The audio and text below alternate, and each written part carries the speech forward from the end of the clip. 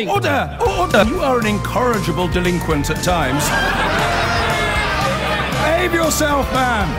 We're going to turn our attention today to a story that, in many ways, it symbolises an awful lot of the things that we talk about regularly on the programme, and which I think you could be forgiven for filing under my sort of obsessions or hobby horses. The MMR vaccine, the news coverage of it, the fake news responses to it, the bad actors and appalling individuals who've kind of piggybacked it to, well, to do what? I don't know. To secure some sort of dubious celebrity, to sow division among experts, to set people against professionals. All of these things are very much themes of our era. And yet when I tell you that over 500,000 people, children in this country, are now unvaccinated against a particularly horrible disease that had almost been eradicated, I think you'll understand the urgency.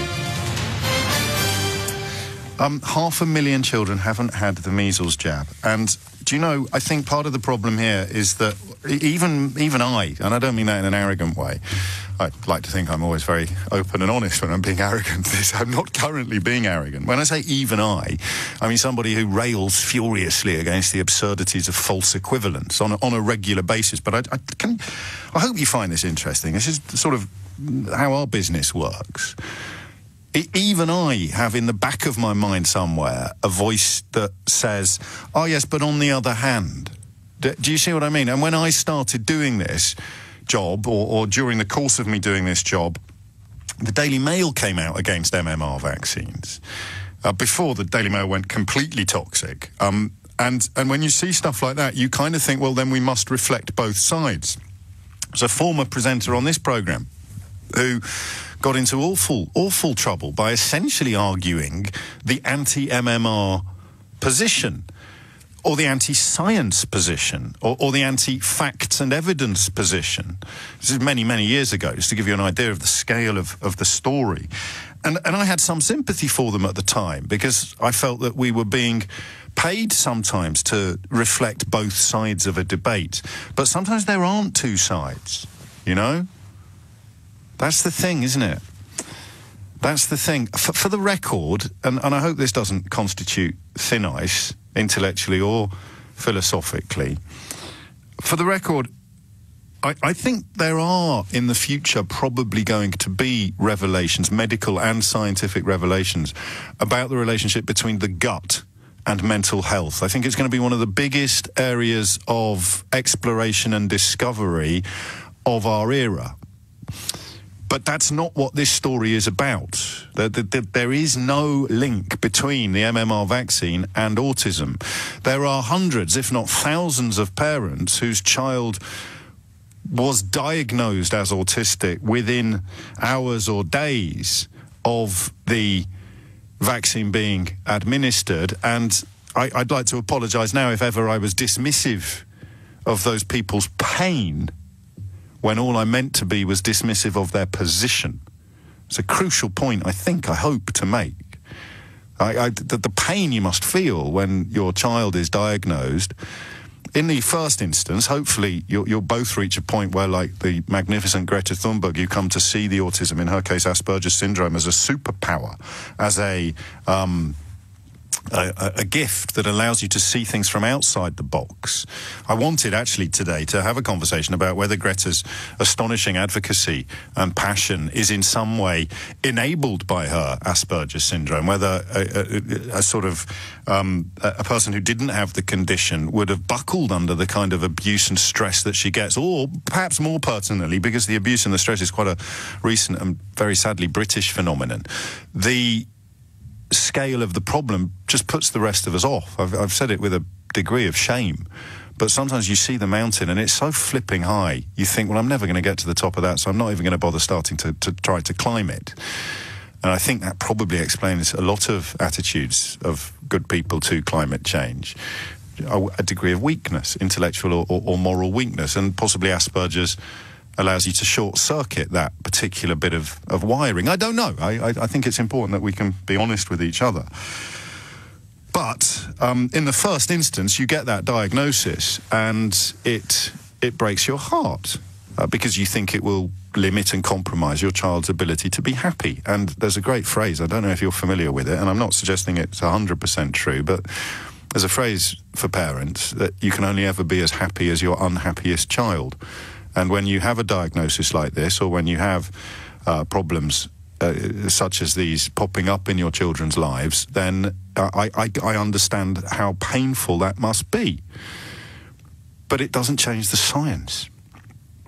And science is about paradigms. Science is about the best available explanations for all of the observable evidence. And there is no scientific justification for not vaccinating your children. Even if you bought into the MMR lies, you could have gone for a separate vaccine. You could still have vaccinated your child against measles. It's also a matter of record. And I know I got to stop apologising for being a stuck record, because these things are really important. An awful lot of the social media lies about MMR have come out of Russia. An awful lot. I think the Internet Research Agency was responsible, the original source of more of these lies and these fake news interventions than anywhere else. And, you know, that great mystery of what's in it for them. If there's no money in it for them, or there's no celebrity or fame in it for them, why do they do it? The answer is instability into vision. You create a population that is weakened. And it doesn't get more literally weakening than removing vaccinations, bringing diseases back into the herd that had almost been eradicated or had certainly been controlled. More than 500,000 children in the UK were not given a crucial measles vaccine between 2010 and 2017. That's according to new figures from the charity UNICEF. It comes as NHS Chief Simon Stevens warned measles cases had almost quadrupled in 1 year and said people rejecting vaccines was a growing public health time bomb. Our health editor, Hugh Pym, reports. Measles is a highly infectious viral illness. Cold-like symptoms are followed by a rash like this. Health chiefs around the world are increasingly concerned about the steep rise in the number of cases. So why do they say children must be vaccinated? Put bluntly, it can be fatal. 110,000 people globally died from the disease in 2017. If enough people are vaccinated, that ensures the whole population is safe. But if too many don't have the jabs, there's a risk of measles spreading to children like Alba. She was just too young to be vaccinated. She developed measles and was in hospital for 9 days. Are you jumping? Bounce, bounce, bounce. She recovered and was back home last week, but her mum told me it was a frightening experience. There was a day where we both thought we were going to lose her. So it was heartbreaking and terrifying at the same time. But you want to stay strong because you want to fight for her as well. And it's been the worst few weeks of my life. It's been horrible. What's happening here across the UK? Between 2010 and 2017, according to the charity UNICEF, more than 500,000 children weren't vaccinated. Last year, there were 953 cases of measles in the UK, more than 3 times the number the previous year. So why are some parents refusing to vaccinate? Experts blame social media for spreading false claims about injections harming children. At this toddler group today, parents I spoke to said they ignored negative messages about vaccination. I can understand why people believe what they read, but I think, follow the NHS line. I think it's always important to challenge what's available, but for me it's listening to the healthcare professionals. I'm just thinking, how to protect him as soon as possible. So. As for Jilly, she just wants other parents to know what can happen if their children aren't vaccinated and get measles, and perhaps spread it to others who are too young to be protected. Hugh Pym, BBC News. Now, it's been described by the NHS chief as a public health time bomb. The number of cases of measles in England has almost quadrupled in the past year, leading the head of the health service to issue a warning about the growing number of parents refusing to vaccinate their children. An analysis by the charity UNICEF found that among high-income countries, the UK had the 3rd largest number of children who had missed their first dose of the measles vaccine. The Health Secretary said today he was particularly worried anti-vaccine fake news was being spread online. Minnie Stevenson reports.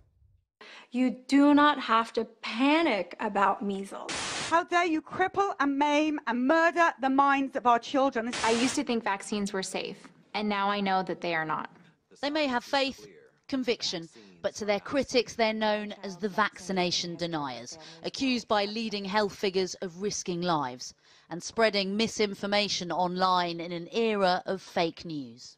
Today, the head of NHS England called those anti-vaxxer myths on social media dangerous, as new research by UNICEF found more than 500,000 children under the age of 2 in the UK missed out on the MMR vaccine between 2010 and 2017.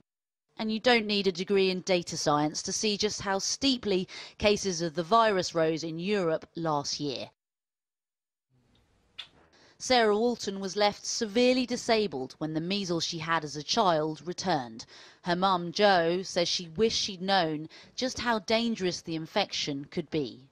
I'm just really disappointed that the message that seems to be being got out by the anti-vaccination proponents is taking more hold in parents' minds than the possible risks of not protecting their own child, let alone the knock-on effect on other people and other children who either are too young to be vaccinated.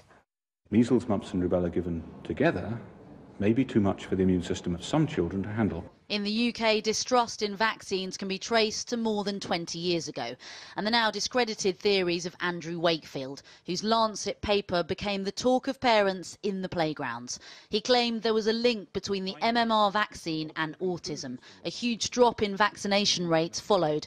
And that's going to develop about 3 days after. Health officials say that anti-vaxxer message is even more worrying in a fake news era. So this woman claiming to be a doctor, clear message there, don't panic. Well, the headline, a benign childhood illness, and the fact is it's not a benign childhood illness. I mean, children die from measles. What we know is that sometimes people who give these messages want to create that atmosphere of doubt, uncertainty, controversy. And we know that young parents, with your baby, you are very concerned about that child. You're very worried. You want to do the very best you can for your baby. While the UK government are looking into new laws to stop the spread of so-called anti-vaxxer propaganda on the social networks, this month in New York, the mayor declared a public health emergency after a measles outbreak in the Orthodox Jewish communities of Brooklyn. And closer to home in Manchester, cases have spiked too. Today, leading charities said a combination of complacency, misinformation and scepticism around vaccinations had led to a measles ticking time bomb. Well, joining me now is Josh Smith, a senior researcher at the think tank Demos, who studies technology and its impact on our society, economy and democracy. Josh Smith, how much do you think that social media fake news has contributed to the spread of measles?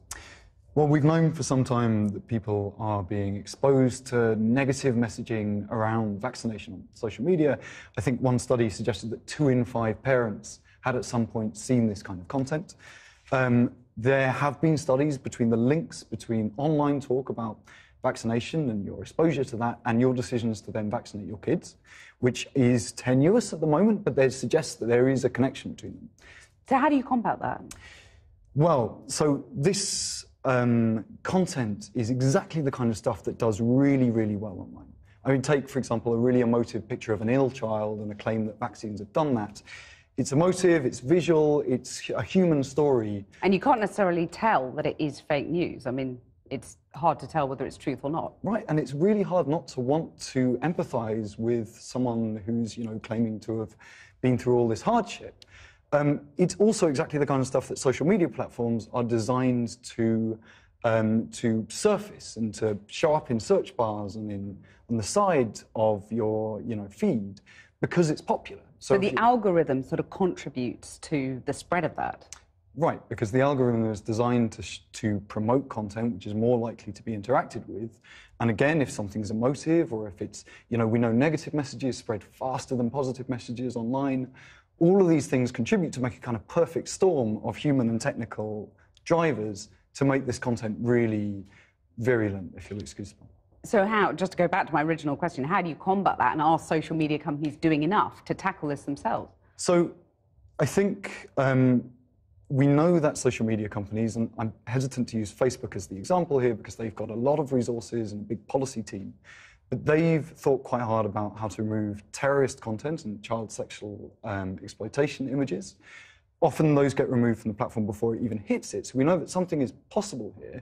Thing is, we're not in the same area. These are both places where we as a society have agreed that there's a clear form of danger here in extremist content, for example. It's not the same for vaccinations. So I think there needs to be a process of saying, right, the evidence is mounted up, we need to take action on this, and we want to know what you tech companies are going to do about it, but also why you're having the response that you've had. Well, Facebook does say on this that they're reducing the distribution of misinformation. But do you think the new online regulator that the government's proposing will help? I think it will help if it's taking the right kind of evidence into account and if it is completely transparent at each stage what it is doing about things. This new regulator is going to have a lot to deal with, everything from extremism to advertising. So I think if it works with the charities like UNICEF who've been looking into it, then yes, there's potential there. Jos Smith, thank you very much for joining us. I'm not a doctor. I know that that's probably a statement of the bleeding obvious for most people listening to this programme. And as a journalist of sorts, I have in the past been drawn to the tales, the stories, the issues that lend themselves to a bit of a ding-dong. But let me tell you now, OK, today, I will not be taking calls from anybody seeking to defend the anti-vaccination position because it is an anti-life position that you've adopted. You are pro-disease, you are pro-death, you are pro-misery, and you are pro-contagion. I'm really sorry if those words hurt, and I could not be more sympathetic to your pain if your child has been diagnosed with a condition that you can't understand or accept. But I will not be taking calls today because there are not two sides. There's only one. And that side is science. So what we need to do is find a way together today of confining our conversation to people who have actually got an insight into the mindset of the people that we cannot talk to. We cannot talk to them because even 1 ounce of oxygen, 1 breath of amplification on the radio station could do untold damage. I don't know how newspaper editors that campaigned against the MMR vaccine sleep at night, but given that one of the most prominent people in that category is responsible for disseminating more hatred and division in this country than anybody in the last 50 years, I imagine that it's barely on the top 5 list of things that would keep a normal moral individual awake at night. The head of the NHS has blamed social media companies. He's called them grossly irresponsible. There's this propaganda is still being disseminated by them. That figure is, well, to my mind, it's astonishing. But the reason I mention that I'm not a doctor is very simply because I don't know how astonishing it is, except in the context of the amount of news that it generates. Instagram and YouTube stand accused of propagating propaganda that could kill children. It's astonishing, isn't it? Between 2010 and 2017, which oddly, it comes after 12 years after the fraudulent research was published by the disgraced Dr. Andrew Wakefield that sought to link that jab to autism. So it's been inflated by really bad actors. I need a better phrase than bad actors, don't I? Because you keep thinking of El Dorado. It's been inflated by really sinister people or organisations. In whose interests could it possibly be to persuade people not to trust the medical establishment? And you hesitate to join too many dots on this, but do you remember when Nigel Farage turned up outside Great Ormond Street Hospital with I'd like to say a film crew, but it was actually just a producer with a smartphone, claiming that the doctors and nurses inside were somehow less qualified or concerned about the case of little Charlie Gard than he was. And the doctors and the nurses were getting death threats. And you look at perhaps some of the motivation for people in the political sphere to try to undermine the medical establishment, and you have to ask, what are their views on privatising the NHS? Could they really be doing this stuff just to kind of soften up the public for a future in which the NHS gets carved up and sold off. I don't know. I'm thinking out loud, because sometimes the motivations of people who appear to be doing disgusting things are probably worth examining or seeking to establish. I'd rather have an unhappy child than a dead child, is the first text to come into the studio this morning. Wow. And autism is not an unhappiness. It's not a guarantee of sadness. Quite the opposite. My friend Jack Monroe, the food writer, talks about autism as being their superpower. That's a great phrase. But how do parents end up believing it? I'm really sorry, because we're kind of steering a little bit clear of Brexit until something changes. But it is the same. It really is. You've got a Facebook feed full of stuff that isn't true, that persuades you to do something that will be bad for you. You know? You get it endlessly. Carol Cadwallader, when she talks about going to Ebervale, the Welsh hometown, where the European Union had spent pretty much more money than anywhere else in the United Kingdom on infrastructure and facilities, and then they voted heavily to leave, and she just couldn't work out why, and then that's why she began digging into Cambridge Analytica. You've seen today Facebook could set aside $4 billion for fines for doing something that senior journalists in this country poo-pooed and described as non-news. That's how mad it's become, this relationship between social media and the public that bypasses all the traditional measures, all the traditional regulatory frameworks, rules-based institutions. That's what it's all designed to do, to bypass it. And I know I go a bit David Icke sometimes when I talk about Russia, but it keeps mounting up, you know? You keep waiting for something to come along that makes you relax. It's the thing about being wrong. It can actually help you relax. You get worked up about something because you think it's true. It turns out not to be true. You welcome being wrong. Good grief, how many times have I told you how much I'd love to have been wrong about Brexit, how much I would still love to be wrong about Brexit. There's no pleasure in being proved right if being proved right means that people will suffer. But on this one, it does. Why else would they be doing it? Who is paying to promote lies about the MMR vaccine on social media? Who's doing it? So, tell me about why you fell for it. 0345 6060 Or talk to me about the person you care about and love who fell for it. Why can't you break through their thinking? And we won't refer unnecessarily and unduly to Brexit, because I want everyone to feel involved in this conversation, even if you furiously reject the parallel that I've just drawn between the two phenomena. We can have an argument another day about why I'm right and you're wrong. But on this instance, how did it work? How did it work?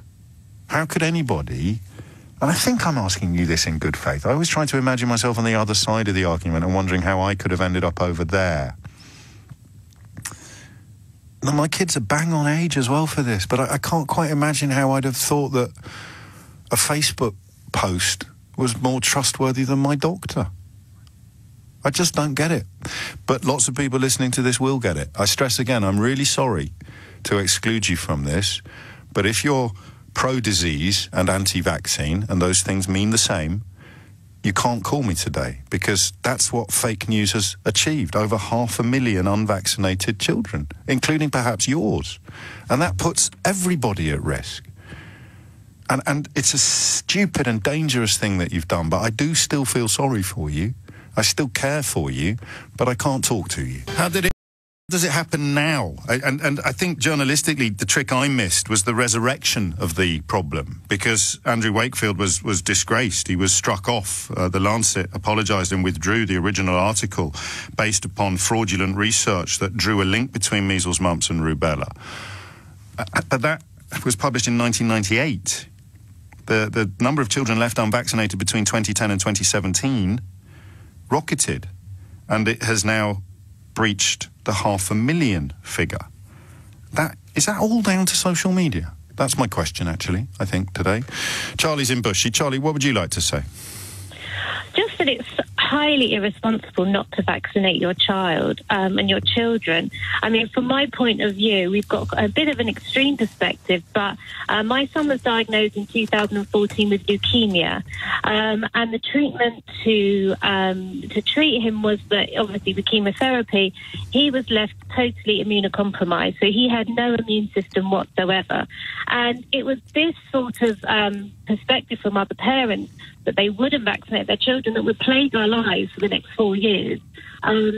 We found ourselves being petrified every time that we would take our son out, that we would be mixing amongst children that didn't have that had been exposed to these measles, mumps, rubella, and didn't have the immune system, hadn't been vaccinated, and obviously my son didn't have the immune system to fight it. Oh Lord! So he's in the front line of vulnerability then to the line, exactly, diminishment, the dilution of herd immunity. Exactly right. That's exactly right. So for the people to fall for this, if it is social media that's but it must be, mustn't it? In the absence, I'm going to go all Sherlock Holmes on you here, but in the absence of any other explanation, whatever you're left with, you can't see what else it would be. There's not people on street corners. There's no one whispering in your ear. I mean, not literally. It's a metaphorical street corners, metaphorical whispers in the ear. But why would people fall for it? Why would people fall for it? I don't know. I think the problem is, I think that people, they do fall for what seems quite convincing. One person, it's sort of like a chain effect. And then, I remember when Sam, before he was diagnosed, and obviously he was getting vaccinated because we chose to vaccinate him, and other mothers weren't, and I just didn't understand why. And then obviously, sadly, when he was diagnosed years later, and that actually really frightened us, knowing the fact that people that we, that would you have to ask? Would you have to say before your boy could play with other children? Would you have to say, have you had the vaccines? And if they hadn't, I'm really sorry, we can't. Because if that wouldn't be a wake-up call for these parents, what would? Well, exactly. And actually, we had quite a lot of instances with chickenpox, which obviously isn't a vaccination that gets given as standard in this country.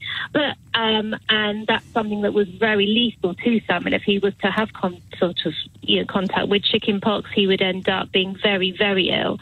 It could have been fatal. And that's something that's just a childhood illness that's been going around. Unfortunately, we had that to contend with, as well as other illnesses, which should be eradicated by now. At the end of the day, science is science. The NHS is not giving out. I'm just going to pause you there. Science is science, but it is only ever the best available explanation for the observable evidence. I'm sorry to sound a little bit priggish, but even Einstein's theory of relativity gets overtaken by new evidence. So things may emerge in the future, but they won't draw a link between MMR and between the MMR vaccine and autism. Well, that's it. It was disproven. It was one person saying it years and years ago. The facts and the numbers of people that aren't vaccinating their children against these awful diseases is astonishing, and people really need to listen to their doctors. I mean, they're the people that are trained, and they're the people that have spent the years undergoing, all this medical training. Why are we not listening to them and listening to people that really, quite frankly, don't really know what they're talking about? I mean, there's a lot of threads on, social media of these people that aren't medically trained, yet they are very happy to spout all these awful, I don't know how to say it, but all these awful sort of rumours about giving your children all these vaccinations, and then leading all these awful illnesses. I mean, there was one... And what's in it for them? Because this I think, this might be part of the problem, would be that with Andrew Wakefield, I think that he had formulated an alternative vaccine himself, so you could see that perhaps what his motivation might have been. And it maybe there's a charitable explanation. Some people are so desperate to be right that they see what they want to see. When we say it was fraudulent research, he might have felt that he just cut a few corners because he was so convinced of his own rectitude. We know now he was horribly wrong, but that was in 1998. This period between 2010 and 2017, nobody's making money out of anything. Nobody's getting famous off the back of it. Who's doing it and why? I don't know. It's just, I do believe it is people that for some reason feel that they don't want their children to be exposed to they feel unnecessary you know, organisms and medication and things like that. It's sort of, I think it goes down the whole organic route and that sort of thing. I know just from my own when people talk about big pharma, like with all sort of scary slogans, there's a kernel of truth in it. When you look at how some big pharmaceutical companies set prices for drugs that they have exclusive rights to selling, they just pick a number and then times it by 10 sometimes. So and then you extrapolate from that the idea that everybody involved in pharmaceuticals, everybody involved in medicine is somehow out to skin you. There it is. It's the same old story all the time, isn't it? I accrue power and authority by inventing a threat and telling you that I'll protect you from it. Possibly. But which is why some of the usual suspects turn up at the doors of Great Ormond Street or indeed on InfoWars. Well, that was mortifying for us when we saw these awful people, you know, outside of Great Ormond Street protesting. And I said it, and I was following the story then when you were covering it, and I've said it again. If, God forbid, these parents that were protesting outside that hospital, if, God forbid, their child had to be in Great Ormond Street, they would be lucky to be there, because there are so many poor children all over the world that don't have the facilities that we have in this country, the NHS and Great Ormond Street Hospital.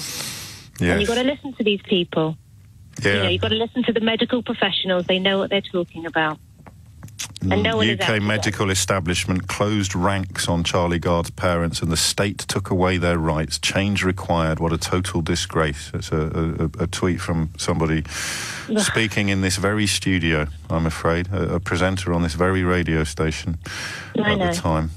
I know. I was following. But, you know, you've just got to, well, I know that I've just got to stick to what I believe in and how we've had the most incredible, thank goodness we have that treatment available to us. Yes, and thank goodness you had the wherewithal to ask people whether they were part of this horrible problem and could therefore keep their children away from your son. And that's just heartbreaking. So how did people... There's so many questions popping up.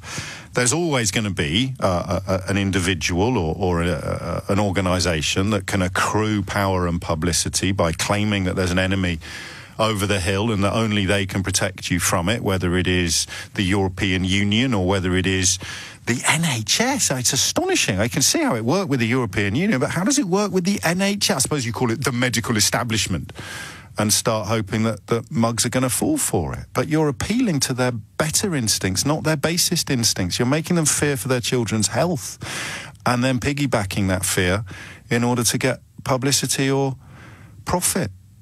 Unbelievable. Is it just social media, that window between 2010 and 2017? Or is there something more sinister that I feel we're just scratching the surface of? Charlie, thank you so much. This is a report from August of last year. Social media bots and Russian trolls have been spreading disinformation about vaccines on Twitter to create social discord and distribute malware. Troll accounts that had attempted to influence the US election had also been tweeting about vaccines. This is an examination of thousands of tweets sent between 2014 and 2017. Many posted both pro- and anti-vaccination messages to create a false equivalency. I told you I wasn't going mad when I started using that phrase a couple of years ago and said it's going to be the biggest thing in British and American media in our lifetimes. There it is, used by trolls and sophisticated bots as what Mark Dredser from Johns Hopkins University calls a wedge issue. And if you look at the world today, I speak as someone who wasted yet another morning arguing with Piers Morgan on Twitter. It's a wedge issue. It's like somebody like Piers thinks that somebody like me can't find Andrew Adonis ridiculous for his volte-face and his sort of reverse ferret on Brexit because he wants to be a Labour candidate and therefore has to toe the Labour line. But he said something on LBC at the weekend that was in direct contradiction of the Labour line. So for someone like Piers, this idea that if I am broadly in agreement with Andrew Adonis about Brexit, then I must slavishly defend him and be absolutely certain. But I can't. I can call him a prune. He's made an absolute arse of himself over this issue. But because of these wedge issues, and my fascination with Piers is built entirely upon the suspicion that he knows what he's doing, rather than the conclusion a lot of my correspondents on Twitter have arrived at, that he doesn't. That's all. I just think that one day, with patience and love, he'll admit that he's got quite a lot of stuff wrong. That life is not football. you know, whatever your feelings about Brexit, if someone on your side does something stupid or silly, you can say so, but not in this world of wedge issues. And that's what Russian bots and trolls and all of these other... stop saying bad actors, James. All it does is make everyone think of El Dorado.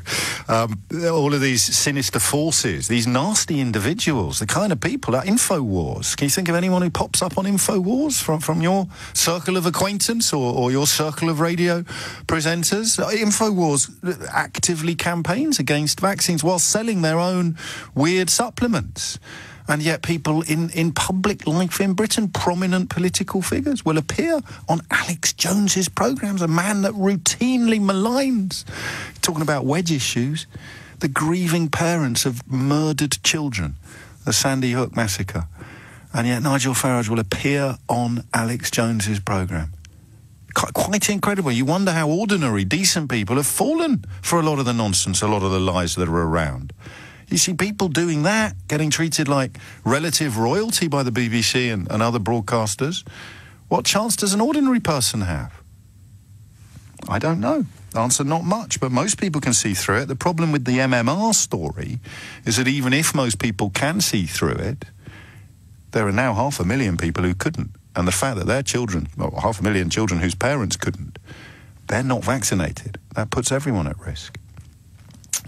Den's in Brighton. Den, what would you like to say? Oh, hello, hi. First-time caller. Very well. I'm actually on the autistic spectrum. Okay. I was diagnosed just after I turned 4. This would have been in 93. Yes. And I actually knew someone who is anti-vax, who I knew from school, who was earnestly saying, vaccines are terrible, especially MMR, because you get autism, and autism is the worst thing ever. And I'm like, yes. Hello? What is this? Yes. And especially... Yes. Hello, waving. I've got it. We're friends. Yeah, exactly. I'm like, I can tell you all sorts of great anecdotes about my autism being actually kind of helpful in that. What annoys me about it, and what I try to be empathetic as possible about, you know, because autism, people don't know enough about it. People don't understand that actually there are people, you know, yes, there are people who are non-verbal, who are not able to look after themselves, who may need extensive institutionalized care. But then there are people like myself who, yes, I have my own difficulties. And oh, gosh. Yes, of course, I understand what you're saying. You're saying even if it was true, which it isn't, I'd rather have autism than die. Yeah, I mean, autism's not that bad, depending on where you are on the spectrum, of course, but that's the point you're making, right? Sorry to talk over you, but the penny just dropped for me, Dan. No, that's all right, if it helps. No, I'm not the only person that, my younger brother's got autism as well. Yes. So, my mum had to deal with 2 autistic children on her own. But she said she would, she's got so much value, just as much as any other child. And for her, as well as myself, the idea that we were better off dead than to exist is, very offensive to our sensibilities, because, I've got a life, I've got, a family, I've got a partner, and, I do all sorts. And, so I do try to be empathetic to people who fall for these lies, but then I have no sympathy for those who should know better and do know better. I love your buffer as a textbook distinction between empathy and sympathy, actually. Can we record that so I can remind myself of it in the future, because I sometimes get that one a little bit wrong. Yeah, I mean, you say empathy. That involves a degree of understanding how they've ended up where they've ended up. And I'd love to know what your thoughts are on that, then. I think it's easy if if people appeal to your motive, to your base fears, and if they can get a grasp of you. I mean, I grew up in, not to go into detail, but in a situation where, which was toxic. And to then get out of that is really difficult, because you think, because you don't question it, you don't think, oh, hang on, are you sure that's right? Because you get hooked in with the emotion side, the fear of it. Fear is a huge part of it. I hesitate to boil everything down to the same sort of neat little capsules, but it is invent a foe or threat, persuade people they're at risk, cast yourself as the only person that can save them, and then set up a PayPal account or you know, launch a political career or whatever it may be. So that would explain why domestic players do this, and then a little bit of perhaps of anti-NHS pro-privatisation background on it as well. But the bots from Russia, why are they doing it? Just to compromise our population, to divide us, to weaken us? There's money behind that somewhere. I mean, it's essentially follow the money. You know, it boils down. A lot of these issues will always boil down to who, you know, where's the money coming from? Because they're not doing it for their own health. You know, someone's hired them, or however this works. So they're doing it. You know, they're not doing it for their health. They're not doing it, obviously not, because you know, if they're not vaccinating, then it's very detrimental to their health. So whether they know it or not is a different question. Yes, of course. And how do we have because I obviously worry slightly sometimes that these words that are often used like condescending and sneering, which is what people who have been misled are fed to attack people who are seeking to lead them out of the darkness. How do we talk about these parents without sounding condescending or sneering? It's difficult, and I have a difficult time with it, because then people just go, when did you have your vaccines then, and how does that correlate with the diagnosis? I'm like, it doesn't at all. I only had one of the MMR vaccines. I only had the second one in my 20s after potentially being exposed to measles. So it's just like, I didn't even have the full vaccination program anyway, so this is new point. But I wonder whether the problem is actually, I mean, there's 2.5 million kids in America then. 500,000 here, 170 million under 10 worldwide, a rising number of outbreaks. There's 21 million a year not vaccinated. I mean, the job is done. I wonder what happens in Russia. I wonder what the message is. I mean, because they're sending these messages out of Russia to us. I wonder what I'd love to know what the score is in Russia. Is anti-vax a thing in Russia? Because they control the media a lot more closely there. It'd be fairly compelling evidence, wouldn't it, if they were undermining Western health while actually sustaining and protecting their own? Yeah. I think, I'm trying to remember where this article, this was from a while ago, but Putin at one point was quite sceptical about the usefulness of vaccines and whether, you know, it needs to be... So he's not a full anti-vaxxer, but he isn't exactly... oh, yes, vaccinations are great. You know, he sort of has expressed before scepticism. And, of course, where Putin goes, the Russian state media goes. So I don't know whether it's at him. No, nor do I. And you know, crikey, we've put through enough. We've joined enough dots together today. So that might be a dot too far. Dan, what a lovely call. Thank you. 034. Oh, actually, before you go, is there anything in, I don't know where you are on the autistic spectrum, but when we talk about Greta Thunberg and her astonishing advocacy and passion for the planet, do you think her Asperger's actually empowers her on this issue, or am I being a bit daft?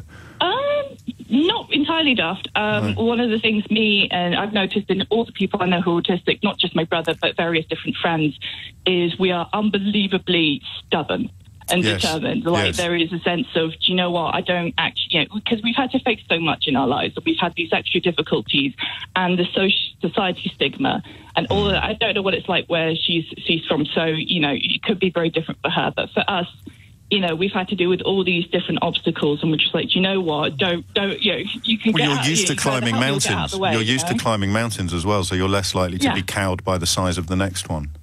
Yeah, so you just think, actually, no, this is just another mountain. Why shouldn't I climb it? You're not thinking about how high the mountain is. What a lovely call. Thank you, Dan. No, thank you. It's coming up to 10:45. You're listening to James O'Brien on LBC. We may stay with this, actually. We've really touched a nerve. And I do mean it when I say I'm sorry I can't talk to you if you're anti-vaccine. But it's the same reason why I wouldn't talk to you if you were anti-food or anti-air or anti-love.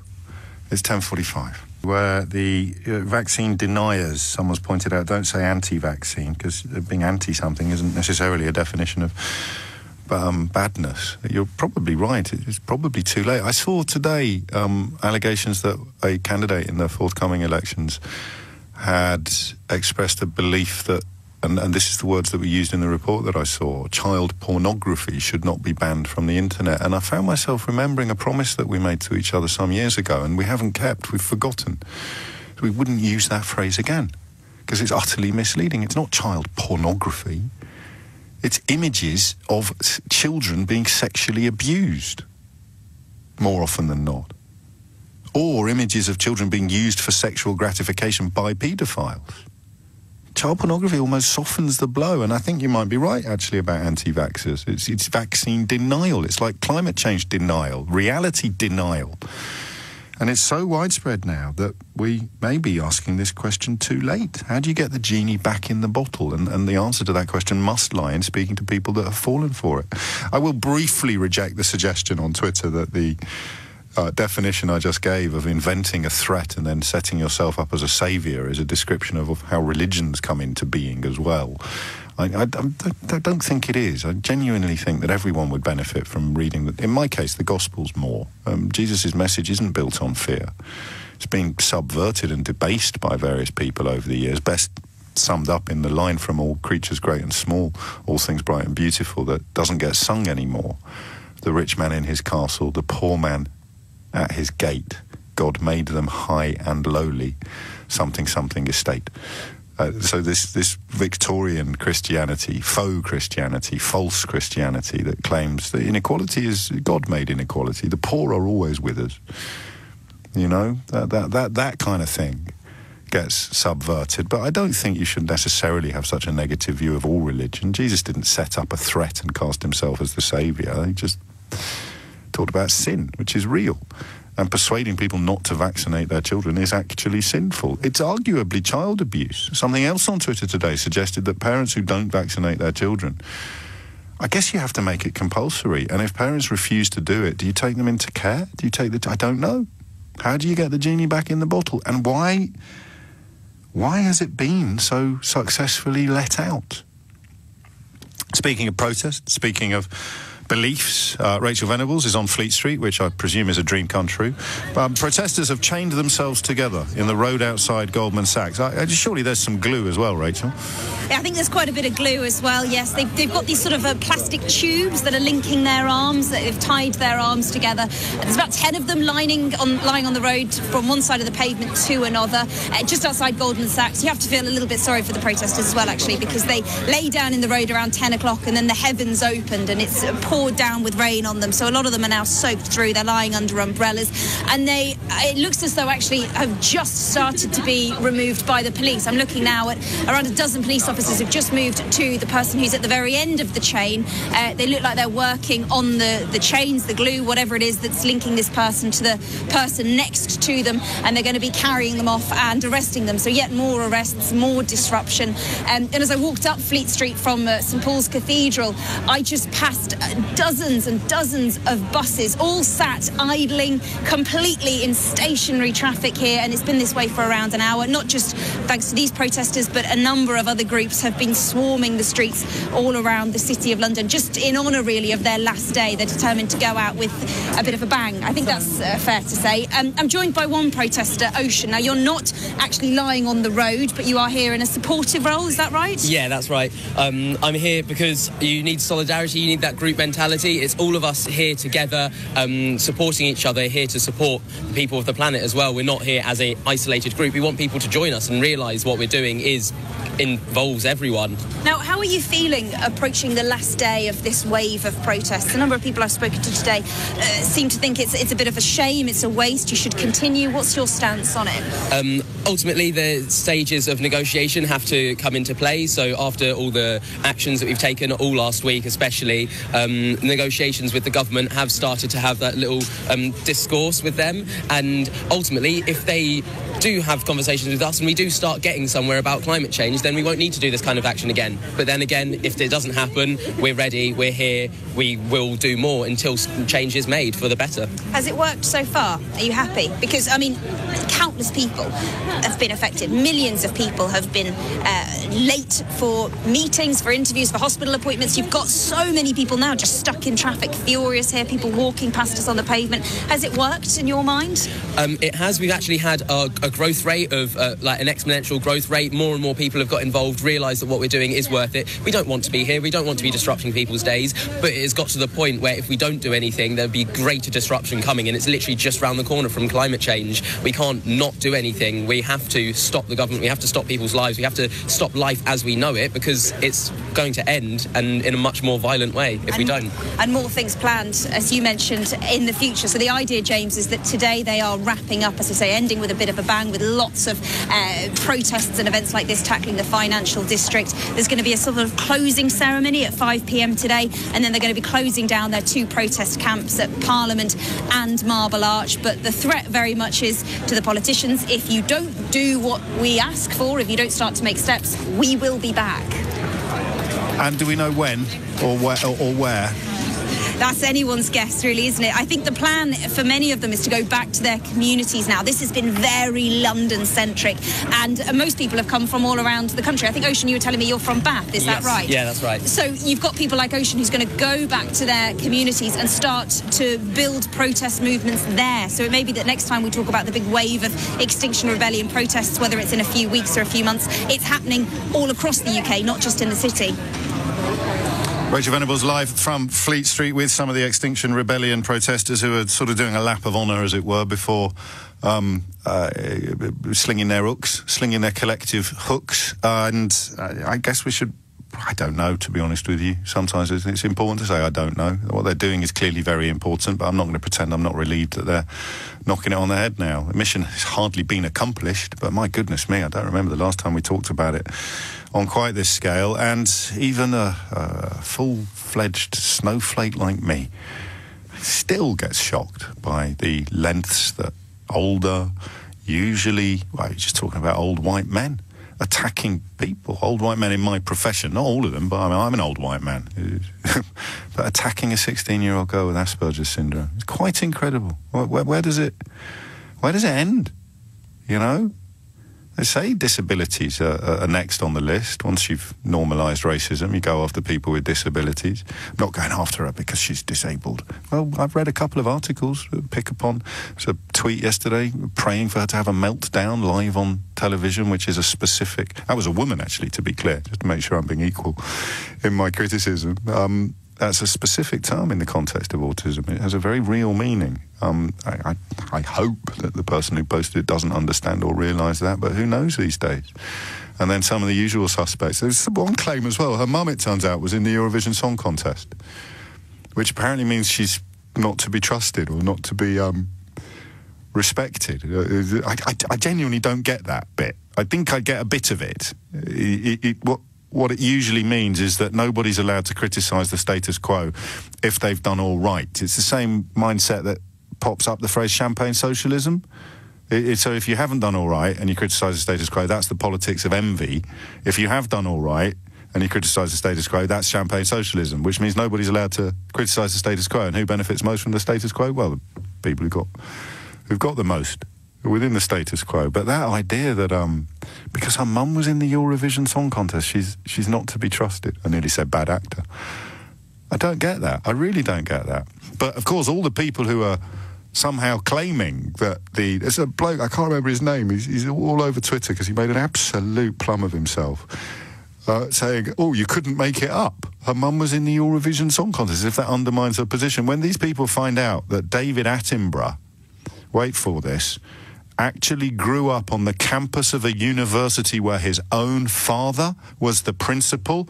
Whoa, they're going to go after David Attenborough like there's no tomorrow. How dare he stand up and warn about climate change? How dare he stand up and warn about this catastrophe? Because his dad was a university principal. If somehow being in the Eurovision Song Contest disqualifies you from contributing to this debate in good faith, God knows what growing up on a university campus where your own dad was the boss. Except, of course, they won't go after David Attenborough.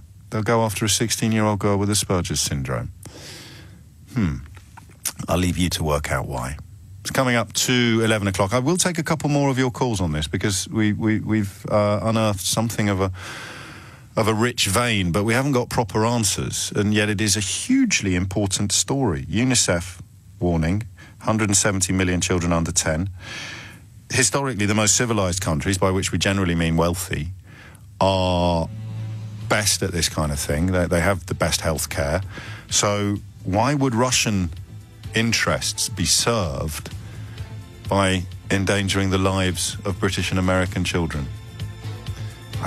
You know what my answer to this question is, but I don't quite buy it completely. Because remember when we first started punting the notion that everything Vladimir Putin does is designed to protect him from his own people when they discover the scale of his theft from the state.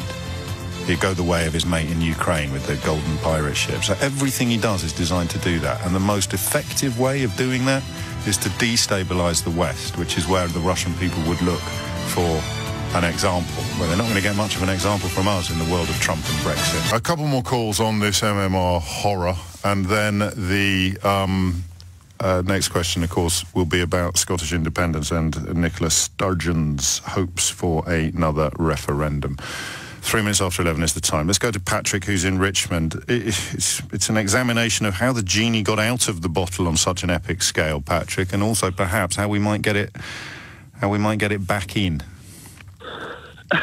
I'm probably not going to be able to answer that. I can only give you a little bit of personal insight, and the hope my personal hope is that now that it's seen as part of fake news, that the people that are advocates for this for a long time in the UK might question themselves. Because I'm not hearing much yet. So, I mean, I don't know.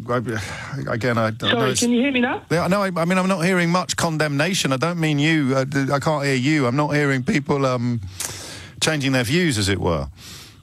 Well, they don't. So the reason that I called in was earlier in the conversation was your point about that this taking off around 2010 and it's linked to social media and fake news.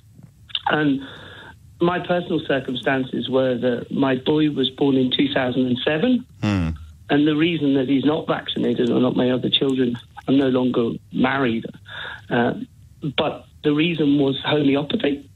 And I just wanted to kind of put that back onto your radar, that there are people in the UK that have long felt that vaccines are part of a conspiracy.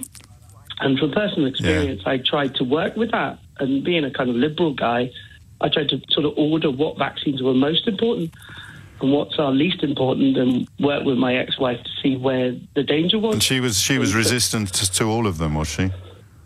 Not initially. So I think that so it would be great if this was a black and white issue, but it's a very legitimate concern that a lot of parents have, that having all of the vaccines at once for a newborn baby has unintended side effects. And that's where it started. And this is where, unfortunately, the homeopaths are when you take a child to one, they do almost advise you never to get vaccinated. But well, some do and some don't. I'm a little uncomfortable with the direction this conversation has gone in. There's no seed of plausibility or rationality from which vaccine denial grows. I mean, unintended side effects is a utterly meaningless phrase. The doctors know what the side effects will be. They happen to some babies, they don't happen to others. And the idea that some vaccines are okay and some vaccines aren't, it's just nonsense. So I appreciate you've rung in good faith, but you're actually flirting with the dark side on this one. My view is the total opposite. Yeah. I'm glad to hear it. So's mine. So we'll part as friends. Gemma's in Northolt. Gemma, what would you like to say? I just want to say that I don't feel that the MMR vaccine is any way related or any kind of cause to autism. You know, I have 3 children, one of which has autism, but they were all vaccinated. So if it was a cause of autism, wouldn't they all have autism? Well, no, not necessarily. Causation and correlation aren't the same thing, but I completely understand your logic. The idea that you know, I don't think anybody claims that every incidence of autism is linked, but again, we're sort of flirting with this idea that they might have a point and it needs to be disproved, and that is what I mean by the false equivalence. But I hear you, Gemma. The portrayal that I hadn't thought of before, I'd be interested in your thoughts on this, was the earlier caller, Den, who objected very simply to this constant portrayal of autism as being an utter disaster, as being like a sword of Damocles dangling over a child's head. What Greta Thunberg has done to knit together 2 stories as reminders, as my friend Jack Monroe does as well. Many people see their autism as a gift, as a sort of superpower. Do you have any sort of thoughts on that observation? My son any other way. That's it. My son is a gift to me. Yes. He has taught me, through his autism, he has taught me myself so much, like patience and understanding the mickey out of people for all their differences because they had a learning difficulty or they had this or the other. And admittedly, I was one of those people because you don't understand it when you're a child. But since having my child, since he was diagnosed at 3 years old, 12 years ago, he has taught me so much. Yes. And I have so much respect for and understanding for other people now that have their learning difficulties, all their, you know, he is a gift, and I wouldn't have him any other way. If he was to go back in time and say to me now, would you still give him an MMR? And I'd be like, yes, definitely. I'm currently 13 weeks pregnant, and I have every intention of giving this child. Well, of course you do. The only reason I was a little tetchy was because I hate the fact that you feel you need to sort of say what you're saying. Do you see what I mean?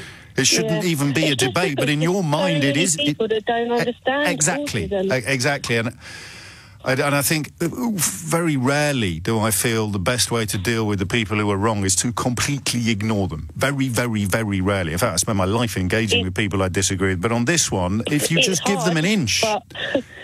Yeah, it's hard to ignore people like that don't understand and are just so flippant and so like, oh, well, you know, I wouldn't want my kid to have autism. No, I know. I think that's so bad. And that's it. It's that simple, is it? If they did turn out to have autism. And I mean, I've got a 17 who's nearly 18-year-old daughter. My 15-year-old son, he's nearly 16, he has autism. And my 10-year-old, nearly 11, has ADHD. And I wouldn't have my kids any other way. I wouldn't wish them to be bracketed normal. It's crazy. They're just, I don't know. People are just so like, oh, well, you know, he's got difficulties. He's never obtained to anything. But he's currently in mainstream high school studying to do his GCSEs, and he is at peer level. Well, that is, and that is the point I'd missed actually previously. That simple observation that what we've done with this whole debate is also portray autism as some unspeakable ill, some unspeakable awfulness, which I fully accept that the diagnosis must be deeply saddening, but we probably need to pay a little bit more attention to the point that Gemma makes with regard to her son and the point that Den made with regards to herself, and previous callers had all confirmed that it isn't in their lives something that they look upon as being a disaster as time passes. 10 minutes after 11. Carolyn is in Shepherd's Bush. Carolyn, what would you like to say? Hello there. Hello, Carolyn. I want to get you a little bit away from the autism thing, if I may. I'll start off saying I'm an ex-GP, and 10 years ago it was the autism MMR debate. But the messages that the anti-vaxxers are getting now are far more subtle than that. It's all about, measles isn't a serious condition. Only weak children, wherever on earth they are, get measles. And they throw in all these sort of little bits of completely wrong pseudoscience about, different strains of measles to make it look as if they know what they're talking about. And they hint that there's a big conspiracy going on, that the government are hiding figures about vaccine damage. Yes, I know, and but that's so powerful, isn't it, in an ill sense, because it kind of adds the plausibility. But of course, they're not telling you the real facts. Yeah, it adds in little bits of sort of pseudoscience with completely erroneous information and frank scaremongering. And I have a family member at the moment who is completely confused about whether to get her children vaccinated. Oh Lord! Well, how do you deal with that? Well, with some sympathy to start with, I think, but trying to kind of explain the facts. You can't just start screaming at them, can no, you? you're wrong and vaccines are safe. In Europe in 2000, the EU area in 2018, there were 80-odd thousand cases of measles, 72 deaths, which is a little bit under the 1 to 2 per thousand usually quoted. But what struck me about that was that 60% of these measles cases needed hospitalization. Now, that's not a mild illness, and that's the problem. We seem to have got back to this thing that people don't see measles anymore. Most of us don't see it anymore. And there's this myth spread that it's okay, and as long as your child is healthy and eats well and gets plenty of sleep, they're going to have this strong immune system, again, whatever that means, and they'll not get measles anyway. Oh, God. I know. How do you deal with that? But why would people trust Facebook posts and similar more than they would trust their own GPs or their own doctors? Well, because they read misinformation on Facebook and... No, I know they read it on Facebook. I'm saying, why would they trust it more than they trust their... How do you get that thing... Some some of the articles that they quote and have sent me sound very plausible. You know, they quote multiple scientific sources, but never actually give what those scientific publications... It's not unlike when people ring me because they've seen something on Facebook about the Lisbon Treaty and it's going to do this and it's going to do that, and then we just Google it. We literally Google it while they're on the line, and we get the fact check, and it turns out it's absolute rollicks, and it's being punted from various troll farms and things like that, but they don't always go away persuaded that they're wrong. They somehow cling to the notion that these lies they've been fed are true, and the experts, whether they're economists or doctors or, you know, must be wrong. Organisations that sound very scientific, but if you Google the organisations, they get completely trashed and pulled to pieces very, very easily. But the problem is the information's out there in the first place. And the problem is a lot of the anti-vaxxers as well, they're not ignorant people. You know, they're people who do look up things and talk to other people and discuss things and share things. And it's often middle-class people who subconsciously or consciously have a kind of arrogance about it as well, because they don't want everybody to stop vaccinating their children. In fact, they kind of want everybody else to carry on vaccinating the children, because they do at some level understand herd immunity and the fact that if nobody in the world vaccinated anymore against any of these horrible diseases, it would be complete catastrophe within a very few years, because everything would come back. And you just wonder, don't you, how I mean, we hit reverse.